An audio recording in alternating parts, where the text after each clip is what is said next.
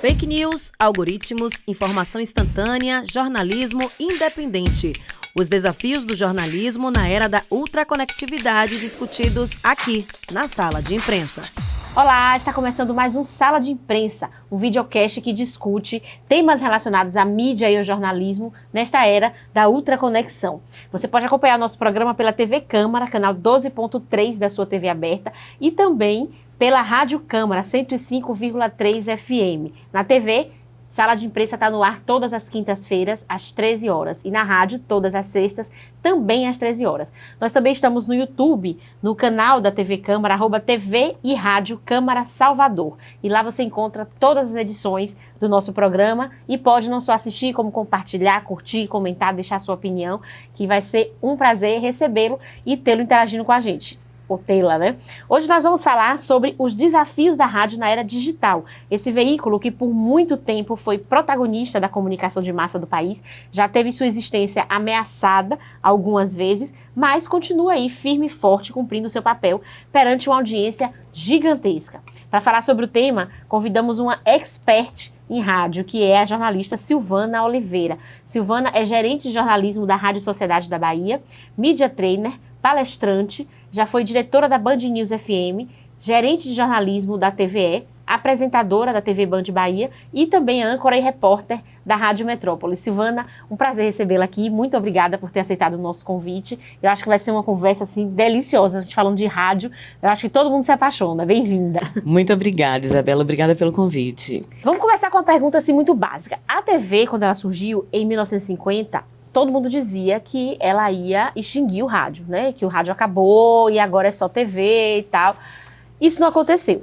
Depois veio a internet, ela se popularizou no Brasil e aí a conversa voltou, né? Não, porque agora não tem mais TV, não tem mais rádio, agora é só internet. E sempre as pessoas especulando isso, mais uma vez, isso não aconteceu. E, surpreendentemente, né, saiu uma pesquisa no final do ano passado, da Inside Rádio 2022, uma pesquisa da Kantar Ibope Mídia, você deve ter visto, e ela mostrou o seguinte: 83% da população brasileira ainda tem o hábito de escutar rádio todos os dias, e 3 a cada 5 ouvintes escutam todos os dias, por uma média de 3 horas e 58 minutos por dia, ou seja, são quase 4 horas de consumo de rádio no Brasil todo, por 85% da população. A maioria dos ouvintes ainda consome o meio pelo aparelho comum, enquanto 26% o fazem através do celular. E muitas vezes a gente tem a impressão contrária, né? A gente acha que é o celular que está protagonizando, mas a maioria ainda tem o seu radinho para ouvir em casa, ou no trabalho, ou no carro. E aí, assim, na sua opinião, qual é o segredo do sucesso da rádio, assim, que muita gente já subestimou e já achou que ia morrer, já decretaram a morte do rádio tantas vezes e ele continua aí com tanta audiência? O rádio fala para uma pessoa só, né? Eu acho que esse é um dos mistérios do rádio e uma das fundamentações do sucesso. Quando a gente pensa na televisão, a gente imagina que uma família, 2 ou 3, 4 pessoas vão estar assistindo aquela novela, aquele jornal, aquela série. Quando a gente pensa em rádio, a gente sabe que a gente está falando para uma pessoa especificamente. Cada ouvinte se sente um. E eu acho que isso fez com que, com um pouco mais de 100 anos, né? A gente fez 100 anos de rádio em setembro do ano passado, foi em 1922, imagine aí. A primeira rádio, a primeira veiculação de rádio aqui no Brasil, isso fez com que em 100 anos a gente mantivesse esse contato.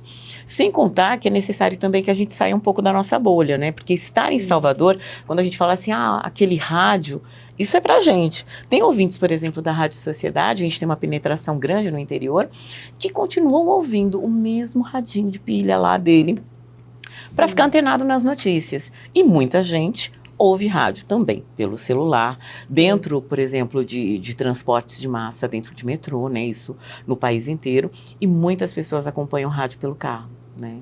Carro, eu acho que assim, é o grande lugar, é o grande modal, digamos assim, em que se ouve rádio hoje. Sem contar streaming, sem contar as rádios digitais, né, que estão por aí também. É isso, você falou uma coisa certa, assim, de dentro da minha bolha, eu tinha a impressão de que ninguém ouvia mais rádio, porque as pessoas no meu entorno, a maioria delas nem tem aparelho de rádio mais em casa, eu mesma não tenho.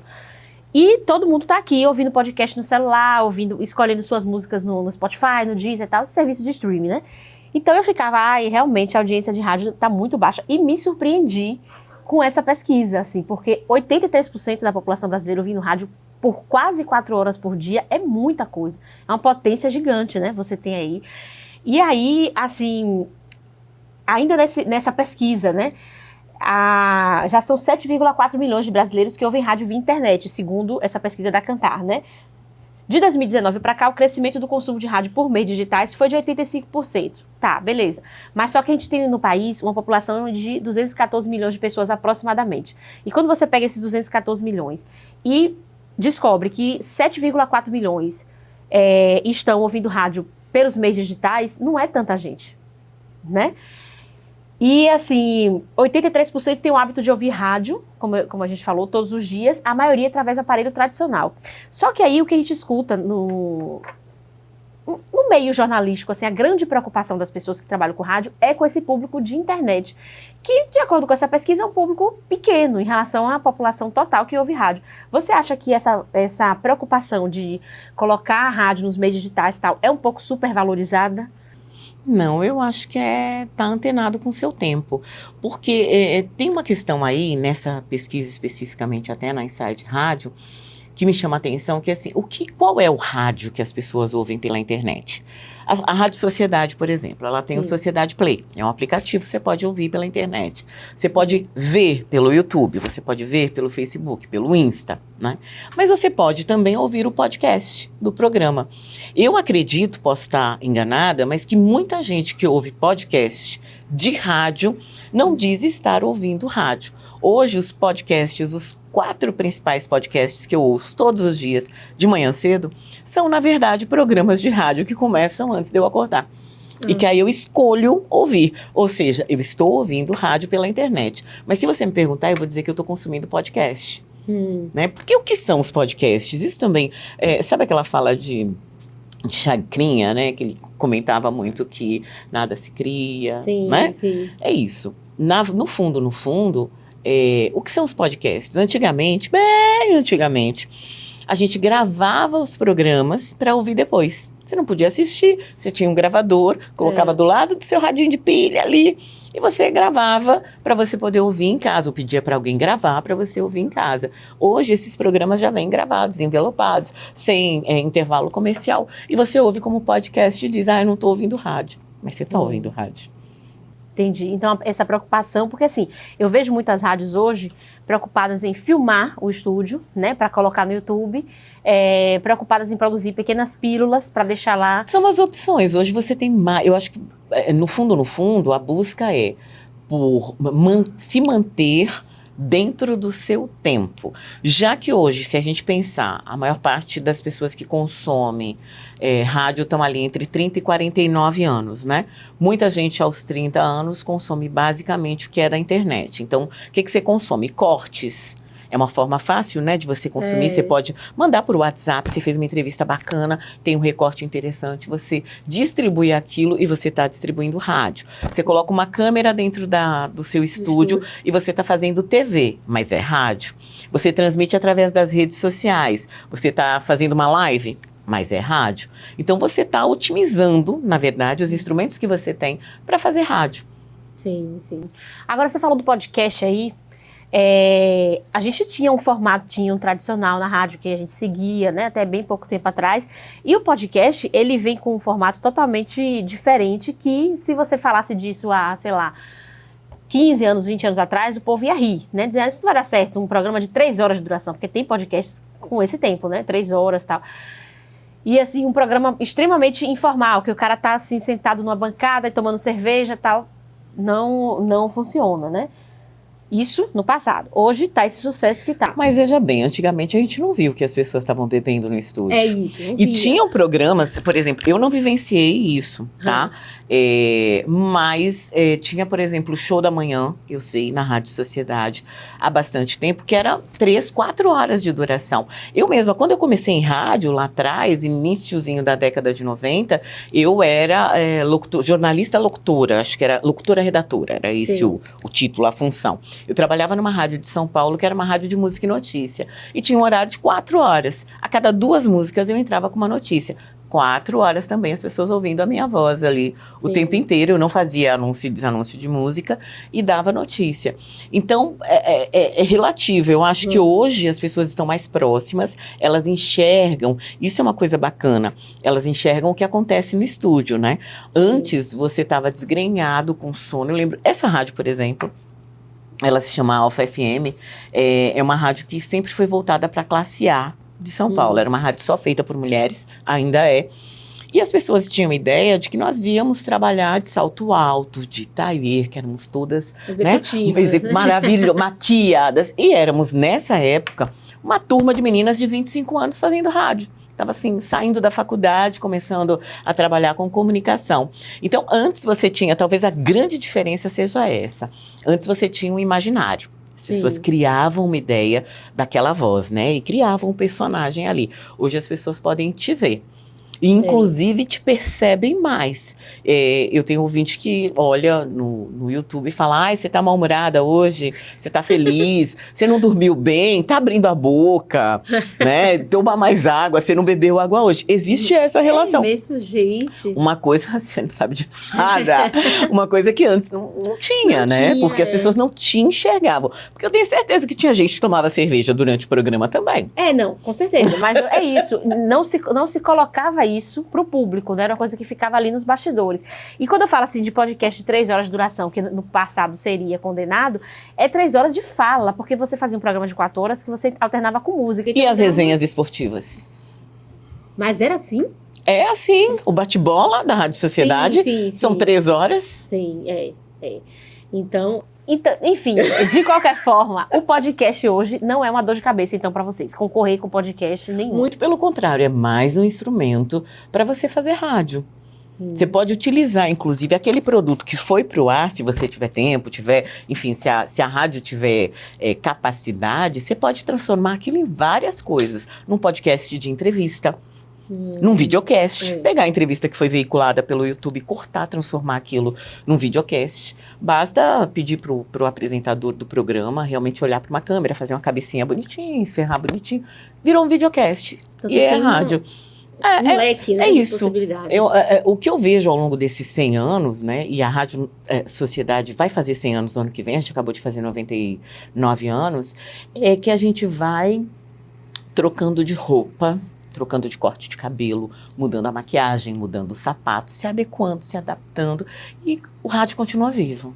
É isso, e as pessoas achando que a rádio ia morrer, né? E sempre assim, acharam, né?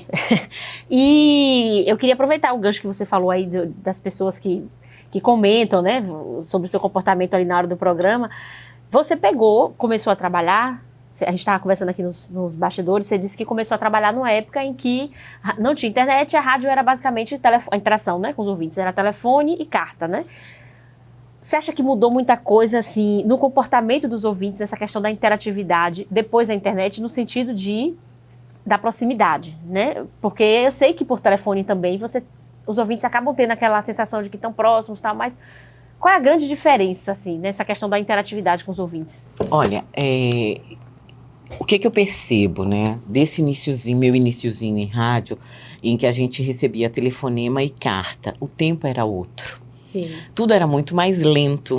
Então não era um problema você ouvir uma notícia, escrever uma carta, ir no correio, colocar, sei lá, e mandar, contando a sua história, ou enfim, fazendo um comentário sobre aquela notícia. Ou você ligar e ficar na fila, porque tem que ficar na fila, né, para entrar no ar, e aí você conversar com o apresentador. A sensação que eu tenho é que é só uma questão de timing mesmo. Hoje as pessoas têm mais pressa, então você tá com o WhatsApp aberto, você vê assim, subir um monte de mensagem.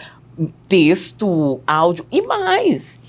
Ouvintes que ficam muito chateados se você não lê ou se não ouvir. E é impossível, você não consegue ler todo mundo e responder todo mundo. Então, a proximidade, ela sempre existiu. Parece que eu sou até, né, que eu tô batendo na mesma tecla. Mas, assim, o que foi mudando foi realmente o nosso jeito em termos de sociedade, de fazer as coisas, né? Sim. Então, hoje você tem, claro, é mais direto. A pessoa pode ir lá, gravar e falar, olha o que está acontecendo aqui agora. Antes ela ligaria para me dizer, olha, Silvana, está tendo um protesto aqui na minha rua. Hoje ela grava, ela manda o detalhe. Então eu tenho a certeza de que aquilo está acontecendo naquele momento, né? Se ela me der algum indício. Isso facilita a apuração e a checagem também do rádio, né? Nesse sentido, pelo menos. Antes você tinha a palavra do ouvinte e muitas vezes você tinha que fazer uma apuração por um outro caminho. Antes de falar, né?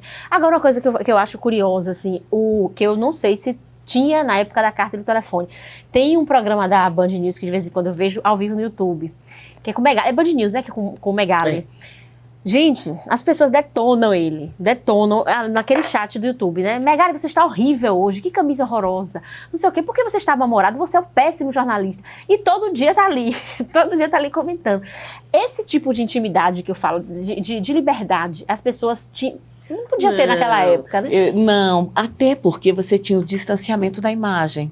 Você imaginava, aquilo era um ídolo, né? Gente, quando eu comecei a fazer rádio, era um ídolo para algumas pessoas. Assim, inalcançável. Era uma outra posição. Quando a imagem veio, nós viramos gente como qualquer outra pessoa. A intimidade é tanta, que assim, às vezes eu passo pela rua, ô Silvana! Gente, teve um carnaval, o último carnaval antes da pandemia, em que eu estava num ônibus voltando de uma festa privada, naquele expresso, né, que a prefeitura põe dali da região do Dique para Barra. E tô eu e meu marido, aí o rapaz virou e fez assim, olha, é Silvana Oliveira, ela fala assim meio alto. Aí eu... É isso, se cria uma intimidade, você entra na casa da pessoa e ela cria uma intimidade com você, que assim, ela te conhece muito e profundamente. Os presentes que as pessoas dão. Minha mãe faleceu durante a pandemia, né? Faleceu em 2021. E as coisas foram um pouco expostas nesse sentido na rádio, porque quando eu soube que ela estava com Covid, eu estava na rádio. Então, eu fiz um programa ainda, sabendo que ela estava com Covid, e quando ela precisou ser internada, eu estava também ao vivo na rádio, quando eu soube isso. E depois eu fui para São Paulo, e aí só deram a notícia que ela havia falecido, eu fiquei um tempo fora e voltei. Mas se você visse, assim, a quantidade de mensagens no Instagram, por conta disso, de oração, é isso, você passa a fazer parte da vida das pessoas, mesmo, sabe? Elas comentam tudo, assim, o que você colocar na internet, comentam de marido, comentam de filho, comentam de cachorro, comentam que você foi não sei aonde, encontram você em restaurante e falam com você. É amigo íntimo.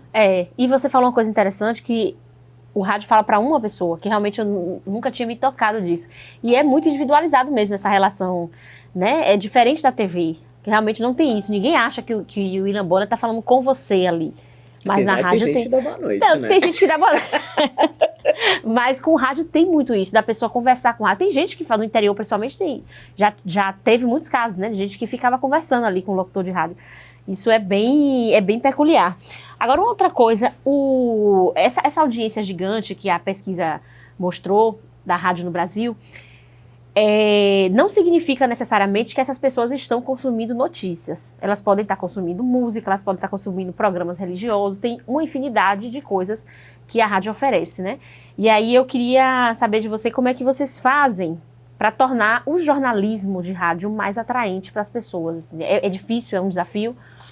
Eu acho que é um desafio, sim. E também acredito que sempre vai ser, né? A gente tem... fazer jornalismo, entregar, envelopar jornalismo, notícia no país é um desafio em qualquer segmento que você faça, eu não tenho dúvida disso.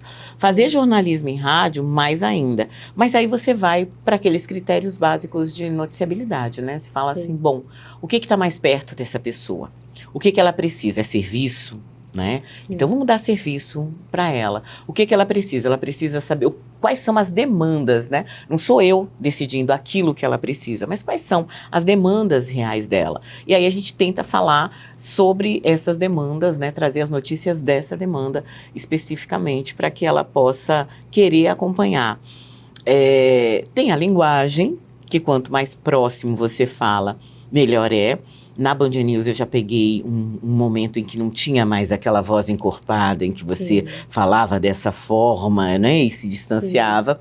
Então hoje, você tem poucos personagens efetivamente em rádio, né? Antes meu nome é Silvana Oliveira mesmo, não tenho outro sobrenome. Mas normalmente as pessoas mudavam um pouquinho o nome e assumiam aquele personagem que tinha determinadas características. Hoje, cada vez mais, a gente sabe que Isabela é Isabela. Ela é assim. Se eu encontrá-la na rua, ela será dessa forma. Então, essa proximidade também das pessoas entenderem quem é você e se relacionarem com a pessoa e não com um ídolo, isso também facilita. E claro que você passa a utilizar recursos para criar uma proximidade na nova audiência. Porque você precisa de uma audiência nova, né? Inclusive, em São Paulo, a Band News foi criada originalmente, não era uma rede, né? Era a Band News FM, exatamente para isso. Havia a Rádio Bandeirantes AM, que é uma rádio de notícias desde sempre, né? Foi a rádio que eu cresci ouvindo. E aí eles perceberam que a audiência estava envelhecendo, né? Dentro dos formatos, que eu particularmente gosto muito, mas que não era o formato que agradava tanto. E aí resolveu-se fazer uma rádio que fosse mais moderna, que ela tivesse um pouco de humor, né, que ela tivesse um pouco de pimenta também, que não fosse uma rádio de blá blá blá, e que as pessoas ficassem só falando, que você tivesse um relógio de 20 minutos para rapidamente as pessoas poderem ficar informadas. Então são alguns recursos que você consegue ter, sem contar as rádios que fazem música e notícia, que você também consegue dar um momento de lazer para o seu ouvinte, mas deixá-lo bem informado. Agora, nesse caso das notícias, né, vocês têm a internet como uma grande aliada, como você já trouxe aqui, em vários aspectos, né? De divulgação dos conteúdos da rádio, de atingir públicos diferentes através de formatos diferentes. Mas tem essa questão das notícias que são muito instantâneas na internet. Como é que faz para a rádio acompanhar? Vocês têm uma estratégia específica de trabalhar? A rádio é instantânea muito antes da internet. Essa é a principal característica do rádio, o imediatismo. Então, na verdade, o que você vai fazer? Se você a gente tem um correspondente em Brasília, por exemplo. O que acontece em Brasília, ele traz pra gente, muitas vezes, antes de sair em qualquer G1 da vida. A gente vai dar junto. Porque ele recebeu, assim como, a não ser, claro, né, quando é uma investigação, é uma notícia de fundo, mas aí isso também acontecia antes. Você só ficava sabendo no jornal do dia seguinte ou num jornal da tarde, se houvesse, né? Mas esse imediatismo, essa presença da rádio no que está acontecendo no momento, sempre foi uma característica muito forte. Então, você precisa ter, sim, repórter na rua, você precisa ter na redação pessoas que façam ronda, né? E aí, para quem não sabe, fazer ronda é ligar, entrar em contato com os vários veículos de comunicação para tentar, com as várias instituições para tentar saber o que está acontecendo e tentar desenrolar aquilo. Você, claro, acompanhar sites, acompanhar outras rádios também. Quando eu comecei, Isabela, tinha uma função que eu acho que nem existe mais, que se chamava rádio escuta. Que talvez seja hoje as rondas de insights que a gente faz, né? Porque a pessoa ficava lá ouvindo 10 rádios ao mesmo tempo, 10 é muito, mas 5 rádios, programas específicos para saber o que estava acontecendo. Porque claro que você não consegue ser onipresente, né? Então você tem que também ouvir o que a outra emissora está dando, quem ela está entrevistando, será que falou sobre isso? Então deixa eu puxar por aqui. Então esse imediatismo é uma característica, antes da própria internet, uma característica desse veículo já vem, né? Sim. Agora, no caso da internet, por exemplo, a gente conversou aqui com Malu Fontes, ela criticou essa coisa de você ter aquela obrigação de estar na internet postando a cada 20 minutos, a cada 10, aquela coisa de encher de notícias, sabe? E não deixar por muito tempo o site desatualizado. No rádio, vocês não têm muito isso, né? Vocês têm uma preocupação maior com aprofundar as notícias, com aprofundamento ao invés de imediatismo? Depende do programa, né? Por exemplo, o programa que eu apresento, Conexão, qual é a proposta dele? De ser uma revista eletrônica. Então, se você ouviu Conexão, das 10 até mais ou menos umas 10h40, que é o horário da escalada, a gente tem um volume grande de notícias curtas, que são informações. Sim. Algumas dessas notícias eu escolho para fazer um comentário um pouco mais aprofundado. alguma coisa que eu acredito que seja polêmica, ou que seja importante para a sociedade, ou que demande uma explicação maior, porque não faz parte do dia a dia das pessoas. A partir das 10h40, aí a gente entra com Brasília, que é um comentário mesmo sobre o que está acontecendo de mais importante. Depois a gente tem uma entrevista do dia, que aí é uma entrevista sobre um assunto importante, um factual, que a gente pode se aprofundar um pouco mais. E claro, com a interação do ouvinte, né? Então, existe espaço para você ter uma profundidade maior. Existem programas, inclusive, que acabam versando basicamente sobre um tema só. E existe espaço também para você ter notícias mais curtas. Sim, então não é uma obrigatoriedade de vocês ficar naquela correria louca de ter que dar notícia a cada, sei lá, 2 minutos. Não tem. E, inclusive, eu acho que isso também é uma grande marca da rádio, assim, o fato de você poder ouvir notícias comentadas. Que na televisão você até tem alguns programas, mas não é a marca. Eu acredito que a marca da rádio é essa, é você ter aquele apresentador que está ali noticiando e ao mesmo tempo falando, né, opinando e comentando os desdobramentos daquela notícia. Agora, você falou uma coisa interessante aí também da questão do envelhecimento da audiência, né? Na Rádio Sociedade você percebe isso, que vocês têm uma audiência mais velha e vocês tentam correr atrás, ou você não acha necessário? Como é que vocês trabalham? A Rádio Sociedade é uma rádio de família. É engraçado falar isso, né? Nessa altura do campo. Mas é uma rádio de família. Em que medida? As pessoas ouvem a Rádio Sociedade e dizem assim, eu aprendi a ouvir com meu avô. Tem isso mesmo. Então ela vai passando, é como se ela fosse passando, né, do avô para o filho, pro neto. Exatamente. É óbvio que a gente trabalha, inclusive a gente teve uma mudança de marca há 2 ou 3 anos, se você olhar, ela é um play. Hoje a marca da rádio é um play, né? Exatamente para atrair esse novo ouvinte. A gente quer o novo, a gente quer o de meia idade, a gente quer as pessoas mais idosas também. O Conexão foi criado para essa fatia aí de 25 a 49 anos. Então você percebe que ele tem um ritmo muito mais rápido em termos de notícias. Se você ouvir o programa, os primeiros 40 minutos, você está bem informado. Dá para você ter um dia ali tranquilo que você vai saber o que de principal aconteceu e o que de principal vai acontecer no seu dia, né? E você tem também um programa que é conversado a partir daí com as pessoas que preferem uma apresentação mais lenta, digamos assim. Aí a gente tem o Sociedade Urgente, que é das 6 às 8, ele é mais conversado, é um programa apresentado por Adelson Carvalho, tem muita notícia, é um pouco mais voltado para a política, mas é mais conversado. O Balanço Geral, então, que é Calil e Varela, ele é totalmente conversado, extremamente opinativo, analítico, com muito panorama, né, do que aconteceu, ou do que está acontecendo hoje, junto com o que aconteceu há 10 anos aqui na cidade. Então, você tem um repertório grande mesmo, né? Para atrair todos os perfis. Exatamente. Silvana, eu queria falar com você um pouquinho agora sobre a atuação do jornalista dentro do rádio, né? Você acha que hoje o jornalista de rádio ele está sobrecarregado por causa dessa obrigatoriedade, né, de trabalhar com plataformas múltiplas? Ele não está ali só com o microfone, ele precisa postar no Instagram, ele precisa se preocupar também com o formato de vídeo que vai sair daquele programa e tal. Você acha que existe uma sobrecarga ou não? O jornalista está sobrecarregado, né? Por que eu digo isso, gente? Porque antigamente você tinha redações grandes, redações com uma presença efetiva de especialistas. Então você tinha ali, como tem no jornal, né? Você tinha uma editoria de economia, uma de política. Hoje, em rádio, dificilmente você tem isso, né? Você pode ter colunistas, mas você ter jornalistas específicos para aquela função é muito difícil. E sim, estamos sobrecarregados na medida em que hoje a gente faz rádio, mas fazemos TV também, mas fazemos site também. É tudo ao mesmo tempo agora, né? Você está fazendo um programa de rádio, que na teoria seria só a voz, mas a sua imagem está aparecendo também.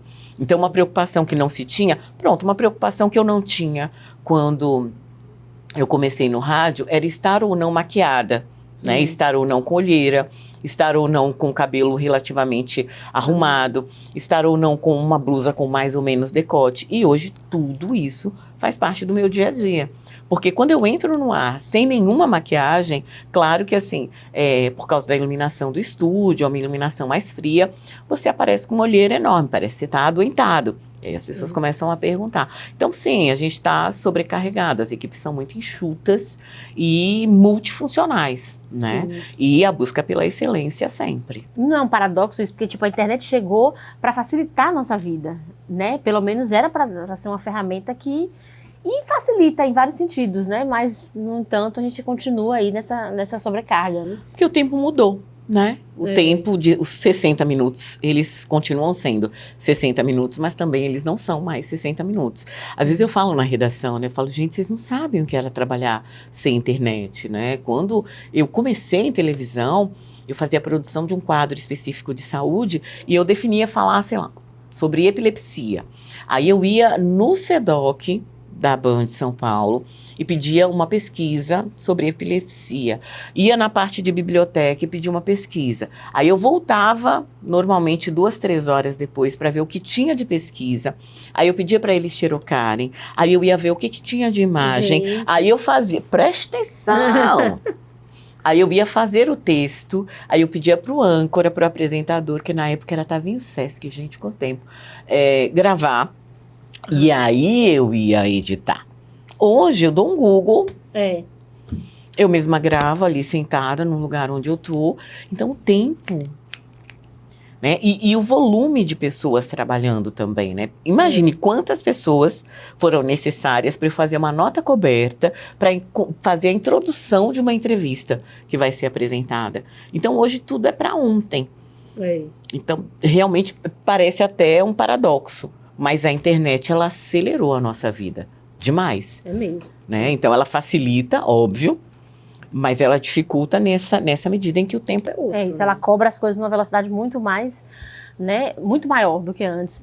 E o perfil do jornalista de rádio, assim, porque antigamente a gente tinha um pré-requisito de ter uma voz bonita, né? Tem que ter uma voz bonita, impostada, como você falou no primeiro bloco, tem que ter aquele personagem, né, aquela entonação.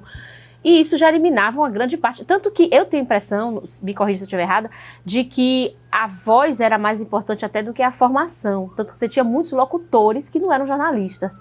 E hoje parece que isso meio que está mudando, né? Como é o perfil hoje do jornal? É isso, antigamente a voz era o importante. Então você tinha muito poucas pessoas que tinham uma formação acadêmica em jornalismo, né? Você contava nos dedos mesmo, em cada uma das rádios. E você tinha locutores que com o tempo aprendiam a fazer notícia, aprendiam a se comunicar e eram locutores que viravam comunicadores noticiaristas. Hoje se exige não mais uma formação acadêmica efetiva em jornalismo, porque a gente não tem a exigência do diploma, né, nesse momento, apesar de quase todas as rádios pedirem DRT, né, mas na teoria a gente não tem, mas cada vez mais você quer um profissional que seja antenado com a notícia. Você não precisa mais de uma voz tão impostada, você pode ter mais vozes femininas, né, porque naquela época a gente tinha dentro do rádio uma preferência por vozes masculinas, por causa realmente do estilo da voz, né? A voz masculina, ela costuma ser mais grave, e é muito mais fácil ser agradável com a voz mais grave. Ela não fica tão alta assim, né? Como fica uma voz média feminina. Hoje isso importa pouco. Claro que ainda é difícil você ter alguém que tem uma voz que não seja agradável, porque acima de tudo o rádio é voz, né? Também, então você quer prender aquela audiência, você tem que ter uma voz que seja minimamente palatável, mas o conhecimento é mais importante. Conhecimento, carisma, a capacidade de se comunicar, de se aproximar do ouvinte. E a capacidade também de gerir esses múltiplos formatos, né? Que a era digital tem oferecido também, né? Também? Também. Mas é porque são coisas que a gente aprende, né, no dia a dia. Então, você vai desenrolando ali. Sem contar que quem chega hoje para a rádio, aí eu tô falando nos mais novos que estão chegando, parece que já nasceu, né?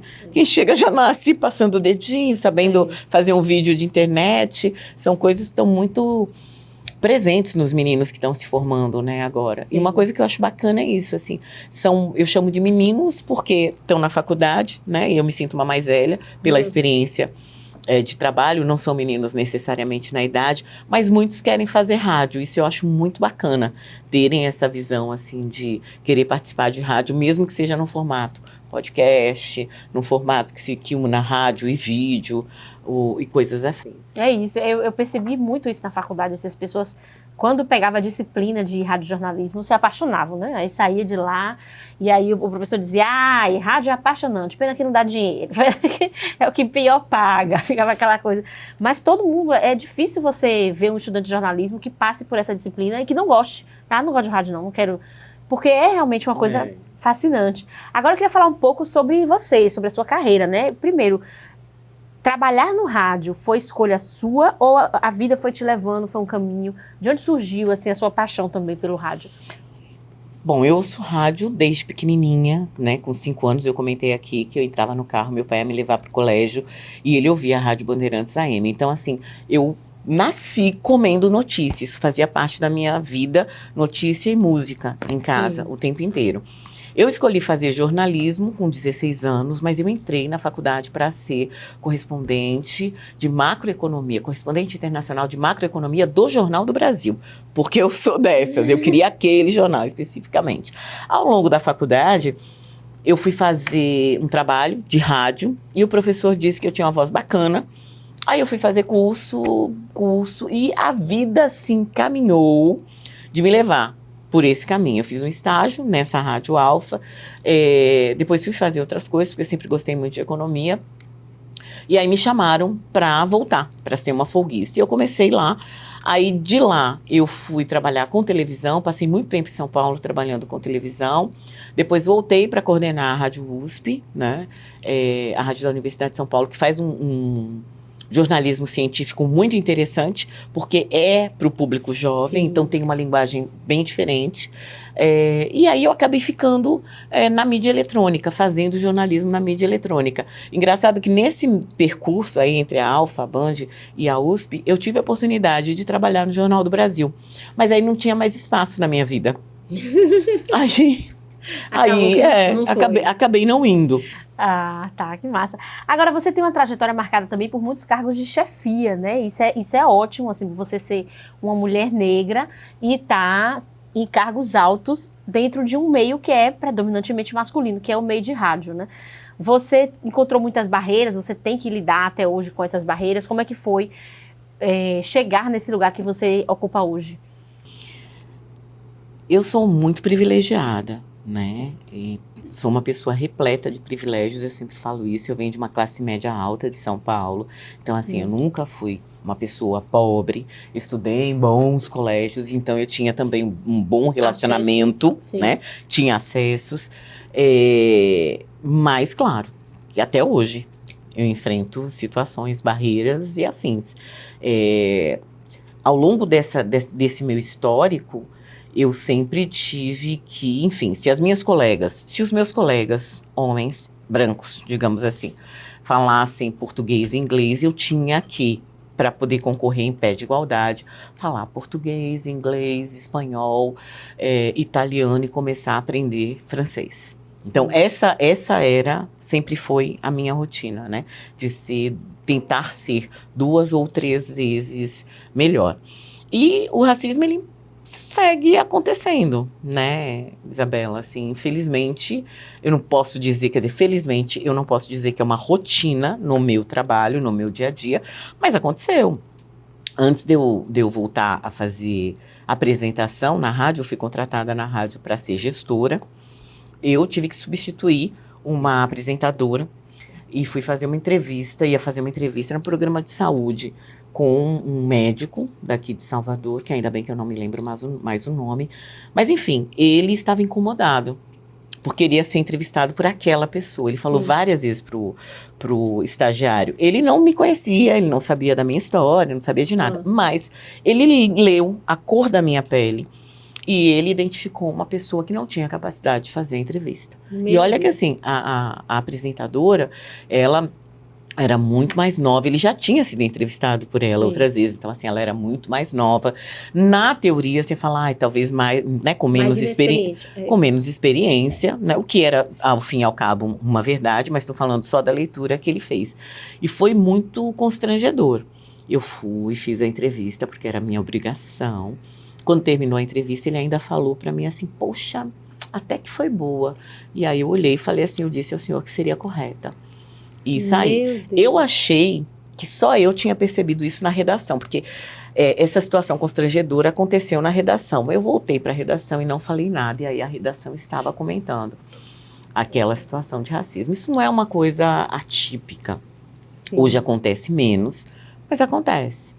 Né? A leitura que a pessoa faz sobre determinado, né, assunto e de quem é capaz ou não de estar naquele lugar e de falar sobre determinado assunto. Determinado assunto. É triste isso, porque ele desconhece a sua história, desconhece a sua trajetória e lhe julga pela cor da pele, que na cabeça dele é inferior, e aí já tira todo um raio-x e compromete um Sabe o Minha Pele é Linguagem, a Sim, leitura é toda sim. sua? É isso aí. Ai, É isso.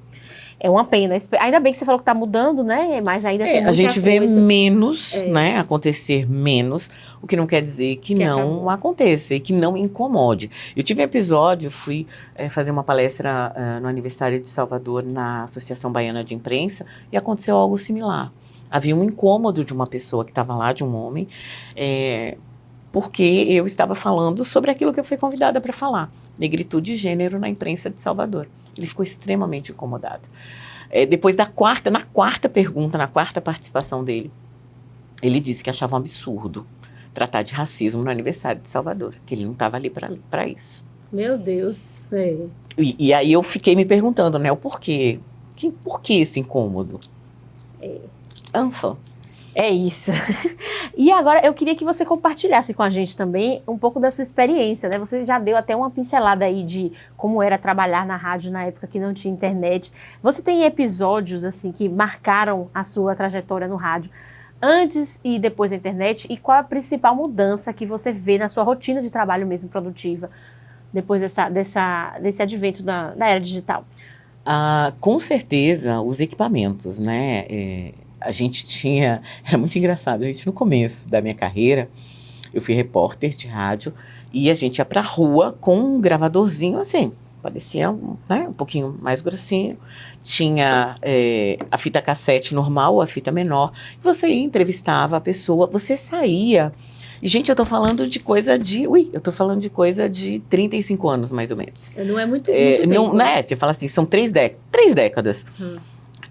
Você saía, você parava num orelhão, aí você abria, você ligava na realidade para a redação a cobrar, você abria aquele bocal do orelhão e você usava a garra, plugava no seu gravador e plugava no telefone para você mandar a sua matéria. Era assim que você mandava. A gente não tinha WhatsApp, então a gente mandava a matéria dessa forma.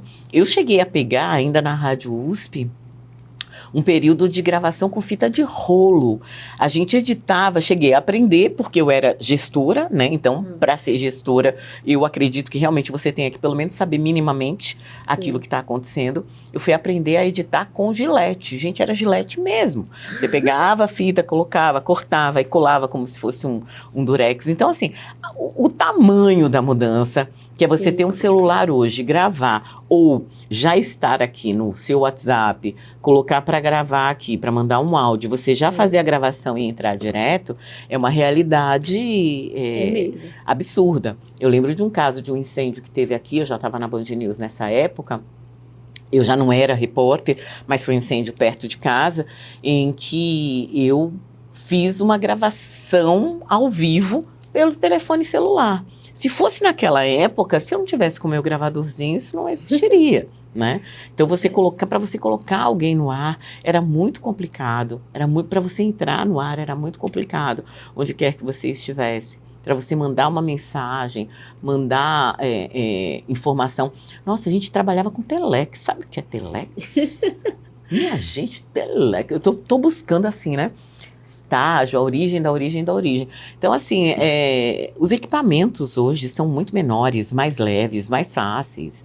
Hoje você consegue, com altíssima qualidade, a gente tem um equipamento na rádio que, na verdade, é um aplicativo e com um cabo de microfone, que ele tem uma qualidade de estúdio.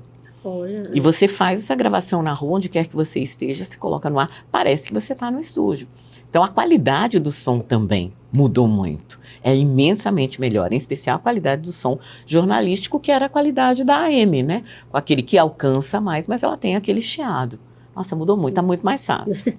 Tá mais fácil, mas ao mesmo tempo também mais estressante, exatamente, né? E assim, para finalizar, você tem uma trajetória na TV e uma trajetória também na rádio, né? Tem como comparar se você tem uma predileção por um ou por outro, nessa questão da rotina mesmo, de trabalho produtivo, de jornalista? Você tem uma paixão especial pela rádio, ou tem saudade da TV? Os dois ocupam lugares, assim, muito parecidos no meu coração. São duas paixões que caminham pela minha maior paixão, que é jornalismo, né? Eu adoro fazer TV. Eu acho que TV é uma magia. Você capturar efetivamente a alma do outro é uma coisa incrível, né? Mas também adoro fazer rádio. Você está diariamente se conectando, conversando, trocando ideias com as pessoas. Também é maravilhoso. Eu acho que essa convergência midiática é o futuro. A gente fazer tudo ao mesmo tempo agora. É isso. E o rádio te dá o retorno muito mais rápido, né? Do que a TV. Você tem o retorno ali na hora. Então, você é um termômetro muito bom, assim, para quem trabalha com jornalismo, poder ouvir isso no momento que você está fazendo, né? Que você está trabalhando. Então, Silvana, foi uma conversa maravilhosa. Eu gostei muito, né? Muita coisa aqui que você falou, eu não sabia. Aprendi muito aqui com esse bate-papo. E acho que quem está em casa também, nos ouvindo no rádio, nos vendo na TV ou no YouTube, vai também ter uma outra visão agora de como é fazer jornalismo de rádio, né? E é uma coisa apaixonante mesmo, volto a dizer. Todo mundo que estuda isso na faculdade fica encantado. E obrigada, muito obrigada pela sua contribuição. Espero recebê-la aqui outras vezes para a gente conversar sobre outros assuntos também, viu? Agradeço muito o convite, claro, quando você quiser. Pronto, quero agradecer muito também a toda a nossa equipe que está aqui por trás das câmeras, trabalhando muito incansavelmente para fazer o Sala de Imprensa. E agradecer a você que está aí do outro lado, ouvindo e dando audiência para o nosso programa. O Sala de Imprensa está de volta na semana que vem. Até lá!